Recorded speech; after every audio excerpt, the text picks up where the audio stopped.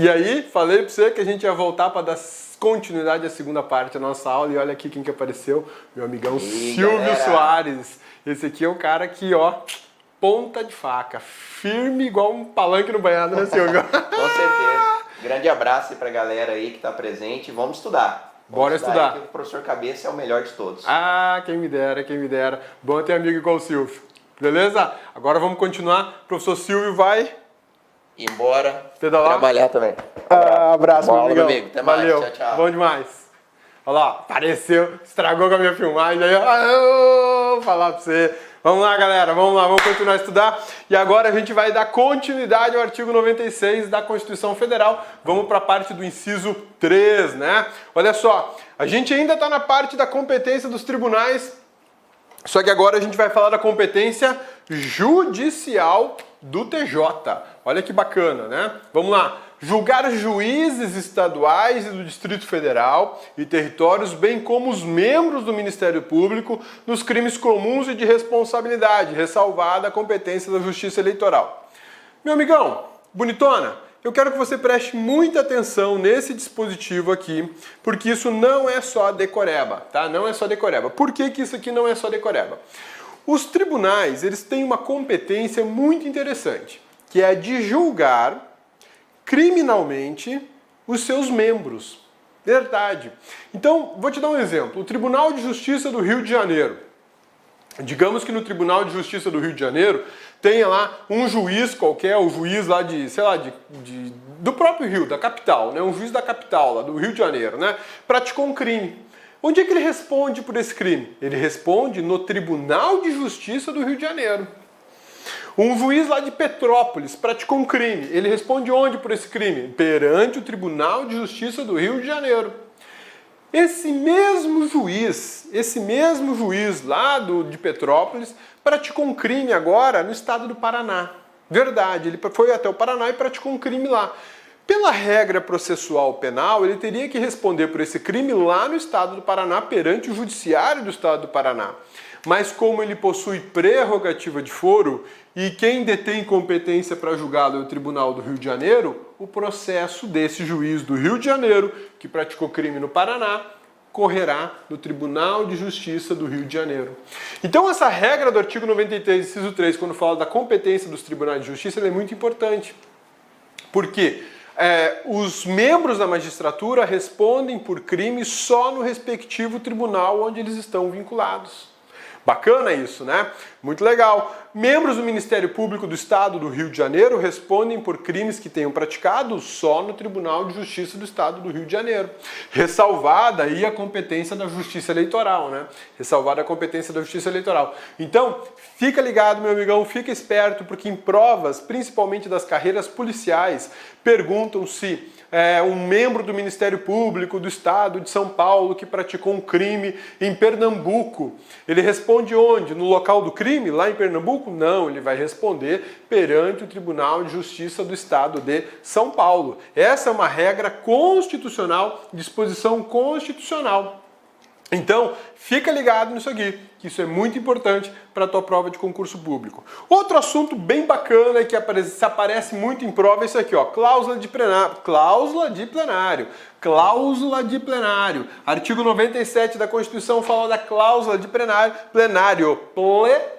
não é plenário, né? E ela diz o seguinte: somente pelo voto da maioria absoluta de seus membros ou dos membros do respectivo órgão especial, poderão os tribunais declarar a inconstitucionalidade de lei ou ato normativo do poder público. Bacana isso, né? O que tem de importante nessa matéria? Isso aqui é uma parte fundamental do controle de constitucionalidade. Sim, esse dispositivo do artigo 97 é uma parte fundamental do controle de constitucionalidade. Vem cá, vamos fazer um esqueminha aqui no quadro para a gente entender isso melhor e você ficar ligado aí nas tuas provas. O assunto se chama cláusula de reserva de plenário, tá? Cláusula de reserva de plenário, beleza? A gente está falando do quê? A gente está falando do artigo 97 da Constituição Federal de 1988. Então, olha só. Quando vamos pensar no Tribunal de Justiça de Santa Catarina, né? Um abraço para a galera de Santa Catarina, aquelas praias maravilhosas, né? E tem um chopp e uma cerveja muito boa em Blumenau, né? Bom demais. Então, olha só. TJ de Santa Catarina. O TJ de Santa Catarina vai enfrentar uma ADIM de uma lei estadual, tá? Uma ADIM de uma lei estadual. Sei lá, o Ministério Público do Estado de Santa Catarina promoveu uma ação contra uma lei estadual de Santa Catarina, e isso é uma ADIM, porque está afrontando a Constituição do Estado de Santa Catarina. Tudo bem? Beleza? A decisão nessa ADIM ou ADI, tanto faz o nome, um ou outro, tá? ADIM ou ADI estadual, a decisão só pode ser proferida no plenário do TJSC ou plenário de órgão especial ou plenário de órgão especial, tá? O que quer dizer isso? Isso quer dizer que um desembargador só não pode declarar a inconstitucionalidade. Um desembargador sozinho não pode. Um desembargador ou então uma Câmara do tribunal não podem. Pô, cabeça, tô viajando, não sei o que é Câmara, não sei o que é desembargador, não sei o que é plenário, o que é isso? Fala de forma que eu possa entender. Então vamos lá, meu amigão. Dá um print dessa tela, que ela é bem importante, tá? A gente resume o assunto que está no artigo 97 e vamos pensar no seguinte, tá beleza? Ó, a gente vai fazer o seguinte agora. Eu vou fazer um desenho bem tosco de um Tribunal de Justiça, tá bom? É o desenho do TJ de Santa Catarina. Vamos lá. Olha aqui, ó. TJSC, beleza? Esse aqui é o TJSC. E eu vou dividir o TJSC em partes, tá? Então eu vou dividir ele em 4 pedaços. Aí eu vou colocar aqui, ó, primeira Câmara, segunda Câmara, terceira Câmara, quarta Câmara. Belezinha? Sussa? Tranquilos? O que é Câmara? É o local onde trabalham os juízes, no caso do TJ, os desembargadores, tá? Em primeiro grau você tem vara, primeira vara da Justiça Comum, segunda vara da Justiça Comum, terceira vara, quarta vara, 15ª vara, enfim, dependendo do tamanho da cidade, um fórum tem 30, 36, 40 varas, né? São Paulo a gente sabe de 60, vara número 60, porque são os locais onde cada juiz vai trabalhar. No tribunal a gente chama de Câmara, a gente não chama de vara, tá bom? Então se eu ajuizo uma ADIM do TJ de Santa Catarina, ela não vai para a primeira Câmara do Tribunal de Justiça, ou para a segunda, ou para a terceira, ou para a quarta. Não. Ela vai para um órgão especial, que reúne todo mundo. Ou para o plenário. Esse órgão se chama órgão especial ou plenário. O plenário vai reunir todos os juízes do tribunal, melhor dizendo, todos os desembargadores do tribunal, para tomar essa decisão. O órgão especial reúne parte deles, e o órgão especial teria competência para dizer se a norma é constitucional ou inconstitucional. Então o artigo 97 da Constituição, quando fala da cláusula de reserva de plenário, ele proíbe que a primeira Câmara, a segunda Câmara, a terceira ou quarta Câmara do Tribunal de Justiça de Santa Catarina dê uma decisão de inconstitucionalidade inédita. Ele não pode fazer isso. Não pode. Quem vai dar a declaração de inconstitucionalidade ou não vai ser o plenário do Tribunal de Justiça ou o órgão especial do Tribunal de Justiça. Essa é uma cláusula muito importante, porque em prova, os examinadores adoram perguntar se a primeira Câmara, se um juiz sozinho, se um desembargador sozinho pode dar a declaração de inconstitucionalidade, quando não pode. A Constituição é muito clara nesse ponto. Vamos dar uma olhadinha, dá o print na tela aí, meu amigão. Vamos dar uma olhadinha no que fala o texto do artigo 97, que agora eu tenho certeza que a leitura vai ficar bem mais simples para você, tá bom? Vamos lá? Olha só o que ele fala sobre cláusula de plenário ou cláusula de reserva de plenário, né? Diz o seguinte, olha lá. Somente pelo voto da maioria absoluta, e aí você já destaca isso, maioria absoluta, somente pelo voto da maioria absoluta de seus membros ou dos membros do respectivo órgão especial, poderão os tribunais declarar a inconstitucionalidade de lei ou ato normativo do poder público. Essa regra diz que só o plenário ou o órgão especial que podem declarar uma norma inconstitucional. Só o plenário ou um órgão especial é que dizem que o tribunal pode declarar uma norma inconstitucional. Essa regra, ela é aplicada para o STF, para o STJ não. Por que não? Porque a competência para declarar inconstitucionalidade é do STF, o STJ não pode. Ela não é aplicada para o TST, ela não é aplicada para o STM, ela não é aplicada para o TSE, mas é aplicada para todos os tribunais de justiça. Por que isso? Vou ter que fazer um outro destaque para você agora, para você entender o seguinte. Vou até adiantar um pouco da nossa matéria aqui sobre controle de constitucionalidade, mas é o seguinte, meu amigão, quando a gente falar de constitucionalidade no futuro, você não vai ser pego de canela, de calça riada, né?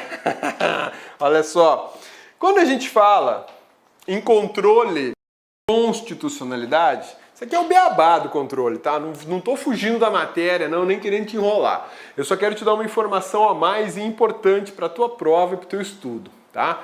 Quando a gente fala em controle de constitucionalidade, é nomezinho gigante, né? Quando a gente fala de controle de constitucionalidade, beleza? Anota aí. A gente pode classificar ele de duas formas: controle difuso e controle concentrado, ok? Controle difuso e controle concentrado, belezinha? Sussa, tranquilos? Então tá bom. Quando nós estivermos falando do controle concentrado, ele só rola no STF e nos tribunais de justiça, tá? O controle concentrado, ele só acontece no STF e nos tribunais de justiça. Tudo bem? Tranquilos? Sussa? Belezinha? Então, tá bom. A decisão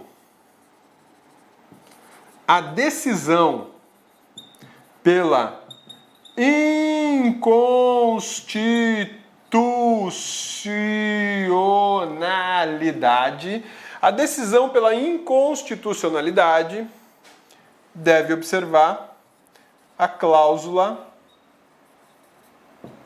de reserva de plenário, que a gente acabou de estudar. Artigo 97 da Constituição Federal de 1988. Então, olha só, meu amigão, a gente está falando de controle de constitucionalidade. A gente vai ter uma aula específica sobre isso, não entre em pânico, não crie neuras. Eu vou explicar o beabá do controle para você até chegar nos efeitos finais de uma decisão do STF, tá? Mas eu estou te adiantando uma parte da aula dizendo o seguinte, que o controle de constitucionalidade, basicamente, a gente divide ele em difuso e concentrado. Quando eu falo do controle concentrado, ele só vai acontecer aqui, no STF e nos tribunais de justiça estaduais ou do Distrito Federal, tudo bem?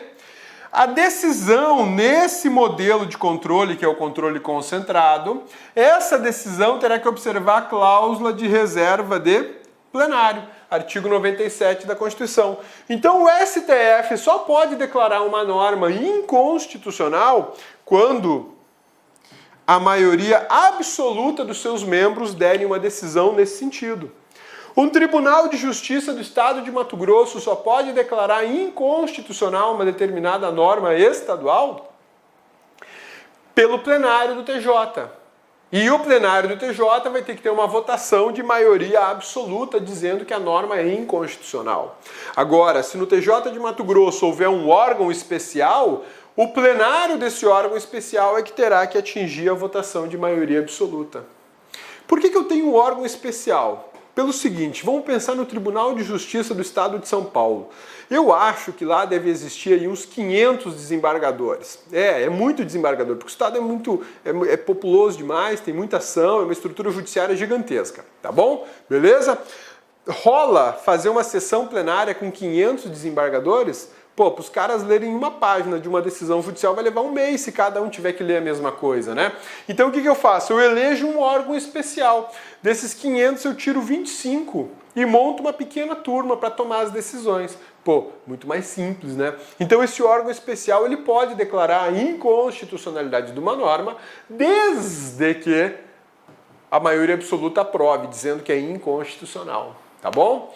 Então o artigo 97 da Constituição, que a gente acabou de estudar, que fala da cláusula de reserva de plenário, a importância dele nos teus estudos, além de saber que é parte da estrutura do judiciário brasileiro, a importância dele está vinculado a um dos temas mais recorrentes em provas de concurso público e OAB desse país, que se chama controle de constitucionalidade. Você está aí preocupado com a teoria da ação no processo civil, né? Com a teoria do crime lá no direito penal, com cálculo de prescrição, dosimetria da pena, conexão objetiva, subjetiva e teleológica lá do processo penal, né? Se o inquérito policial pode ser iniciado de ofício, só por provocação, e esquece que todas as normas que regulam todos esses assuntos que a gente acabou de falar aqui estão vinculadas à Constituição Federal. E que determinadas normas têm a constitucionalidade questionável. E aí, filho, quando eu falo em controle de constitucionalidade, só dá gente torcendo o nariz e começa a tremer, porque não estuda. A matéria é simples, mas não estuda, acha que é dispensável. Que não vai cair na minha prova, não vai acontecer comigo, né? É, manezão. E aí cai na prova, você perde uma questão baba feito essa e é arremessado 300 posições para trás do teu cargo público. É isso que você quer? Não. Então trata de estudar a cláusula de reserva de plenário, é o artigo 97 da Constituição e fica livre desse problema, né? Belezinha? Tira um print da tela aí e vão para frente, meu amigão. Você também, bonitona. Sei que você não precisa de tanta informação assim, porque você estuda pra caramba, é super inteligente, né? É uma mulher maravilha. Mas informação de qualidade nunca é demais, né? Não estou dizendo que a aula do cabeça é de qualidade, estou dizendo que a informação que está na Constituição que é de qualidade. Eu sou um mero porta-voz do que tem na Constituição, tá bom? Belezinha? Sussa, tranquilos? Então vamos pra frente. E vamos falar de que agora? Ah, uma jurisprudenciazinha aqui para enriquecer a nossa aula. Olha lá. Nos termos do artigo 96, inciso 3 da Constituição, compete aos tribunais de justiça julgar os juízes estaduais, mesmo quando acusados de crime de competência da Justiça Federal. Olha que louco isso, né? E isso é um posicionamento do STF, meu amigão, bonitona. Juizão estadual É julgado onde, pelo que nós vimos? Ele é julgado no Tribunal de Justiça. Membro do Ministério Público Estadual é julgado onde? É julgado no Tribunal de Justiça do Estado, onde ele é membro do Ministério Público. Maravilha! E aí você ficou com essa perguntinha engatada. Aí, pô, mas e se ele pratica um crime federal? Ele vai responder perante o TJ ou perante o TRF? A Constituição é muito clara. O artigo 96 é super claro nesse sentido, e ele diz o seguinte: juízes estaduais, membros do MP, são julgados pelo TJ, do estado de onde eles trabalham, de onde eles estão vinculados. Só não são julgados pelo TJ em caso de competência da Justiça Eleitoral. Portanto, a criminal estadual e federal vai para onde? TJ. Essa é uma exceção à competência da Justiça Federal. E esse é um posicionamento firme do STF, que nada mais fez do que interpretar a Constituição numa interpretação literal. A única exceção para um TJ não julgar um membro do MP ou não julgar um membro da magistratura é para a competência da Justiça Eleitoral. Então, se um membro do Ministério Público pratica um crime de, sei lá, contra o sistema financeiro, né, um crime contra o sistema financeiro, lavagem de dinheiro, né, ele está lavando dinheiro, a competência é federal. Competência para tratar desse crime é federal. Ele não vai responder perante o Tribunal Regional Federal da região onde ele trabalha. Negativo. Vai ser perante o Tribunal de Justiça do Estado, onde ele é membro do Ministério Público. E a mesma coisa para magistrados. Tá bom? Essa aqui é uma jurisprudência bem bacana e bem importante. Fica ligado nela. Olha a outra. Competência por prerrogativa de função do Tribunal de Justiça para julgar crime contra a honra de magistrado estadual em função eleitoral. Praticado por juiz de direito. Então aqui a gente tem o seguinte: um juiz de direito praticou um crime contra a honra de um outro magistrado. Olha o que o STF fala. Firme a jurisprudência do STF no sentido de que a única ressalva à competência por prerrogativa de função do Tribunal de Justiça para julgar juízes estaduais nos crimes comuns e de responsabilidade é a competência da Justiça Eleitoral. Então, a nossa aula até agora pode ser resumida nessas duas jurisprudências que você pode carregar contigo. E aqui até te dou a dica: imprime isso aqui, imprime e cola no seu material de estudo, de consulta rápida. Ah, cabeça, eu não tenho material de estudo impresso, eu só uso tablet. Beleza, meu amigão. Então você destaca aí no seu material digital do LAC esses dois dispositivos aqui, porque merece um lembretinho ali para você sempre dar uma olhadinha e sempre estudar. Beleza?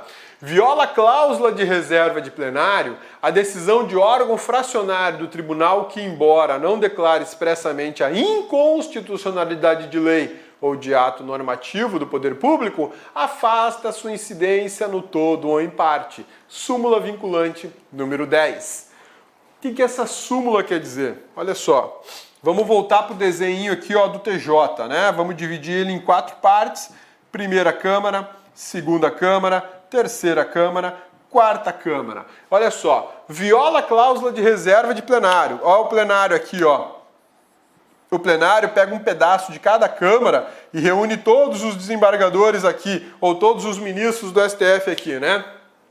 E essa súmula vinculante número 10 diz o seguinte: é uma violação do artigo 97 a decisão de órgão fracionário de tribunal. O que é o órgão fracionário de tribunal? É uma fração do tribunal. Órgão fracionário é uma fração do tribunal. A segunda Câmara é órgão fracionário, belezinha? A segunda Câmara é órgão fracionário, beleza? Sussa, tranquilos? Entenda o seguinte: se a decisão foi dada aqui pela segunda turma e não pelo plenário e não pelo órgão especial, eu violei a reserva de plenário, a cláusula de reserva de plenário. Ah, cabeça, mas olha só, a decisão foi assim, declarou, mas não declarou indiretamente, né? Violou do mesmo jeito. A súmula vinculante número 10 é extremamente clara nesse sentido. E olha o que ela fala. Embora não declare expressamente a inconstitucionalidade de lei ou ato normativo, afasta sua incidência no todo ou em parte. Ou seja, ela não declarou expressamente, mas deixa de lado essa norma aqui porque ela parece inconstitucional, porque ela é de constitucionalidade duvidosa. E na dúvida, vamos afastar a aplicação dessa norma? Violou a cláusula de reserva de plenário. Então, você vai fazer o seguinte, no seu material, você vai deixar uma anotação assim, artigo 97 da Constituição Federal, passa uma linha embaixo e você vai escrever embaixo, súmula vinculante número 10. Belezinha? Destaque e passa a canetinha amarela nisso. Por quê? Porque são duas coisas que você tem que estudar em conjunto, tá bom? Belezinha? Sussa, tranquilos? Então vamos pra frente que a gente tem mais coisa para trabalhar hoje.